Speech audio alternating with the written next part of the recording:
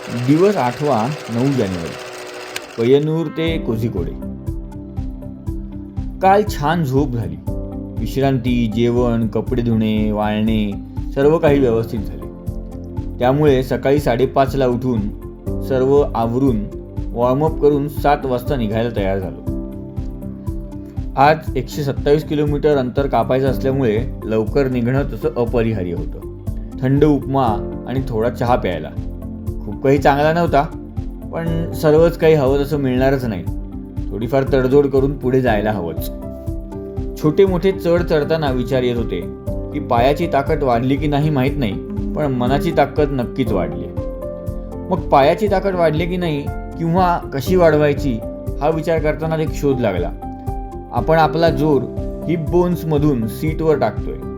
त्याच्याऐवजी हिप्स थोडेसे उचलले तर मांड्यांमधला सगळा जोर पेडलवर जाईल आणि सायकल फास्ट पळेल. आणि खरंच तसं झालं. ह्यामुळे अजून एक फायदा असा झाला की नको तेवढा जोर पडण्यामुळे दुखणारी हिप बोन्स पण रिलॅक्स झाली.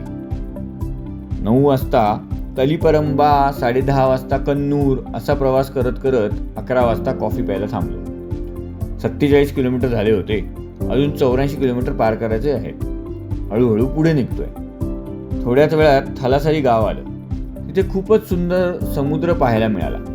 काही फोटो काढून विश्रांती घेऊन पुढे तिथेच टागोर पार्क या एका ठिकाणी हॉटेलमध्ये जेवून रिव्हर साईड वॉक इथे ग्रुप फोटो काढला आणि पुढची मार्गक्रमणा करायला सुरू केली.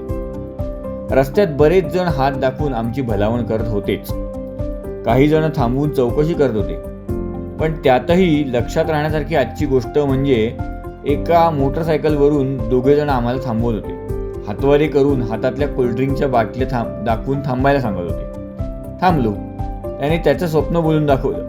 त्यालाही केरळ ते काश्मीर अशी एक राईड करायची आहे 1 दिवस म्हणून. तेव्हा त्याचं नाव विचारलं तर मला वाटतं त्याने बहुतेक माझंच नाव घेतलं. काहीतरी समजुतीचा घोटाळा झाला असावा असं वाटून मी त्याला पुन्हा विचारलं तर त्याचंच नाव सनूप होतं. आजपर्यंत पहिल्यांदा कोणीतरी माझं नाव असलेला मनुष्य मला भेटला. मला खूप भारी वाटलं. त्याच्यासोबत फोटो काढून घेतला आणि त्याचं स्वप्न खरं व्हावं याच्यासाठी त्याला शुभेच्छा दिल्या. पुढे मार्गक्रमणा करत असताना आईस्क्रीम खाल्ल्याची थोडी गुंगी आणि छोटा रस्ता यांची कसरत करत करत पुढे जात होतो. पण एका मागोमाग 1-2 अपघात होता होता वाचलेले बघितले आणि झोपच उडाली. छोट्या रस्त्यात सर्व सुरक्षा धोरणं अवलंबत आज एक मस्त निर्णय घेतला. 4:15ला कॉफी घ्यायला थांबलो आणि तेव्हा बघितलं की कोझिकोडे अजून 37 किलोमीटर आहे आणि त्यासाठी 2 तास तरी लागतील. नेहमीप्रमाणे रूम मिळून सामान ठेवेपर्यंत अजून एखादा तास जातो. त्यापेक्षा 5:30 वाजेपर्यंत वाटेत मिळेल तिथेच एखादं हॉटेल बघून राहायचं. मग उद्या गुरुवायूर, परवा कोची आणि मग कालापूजा असे थांबे घ्यायचे साधारण 100 किलोमीटरवर.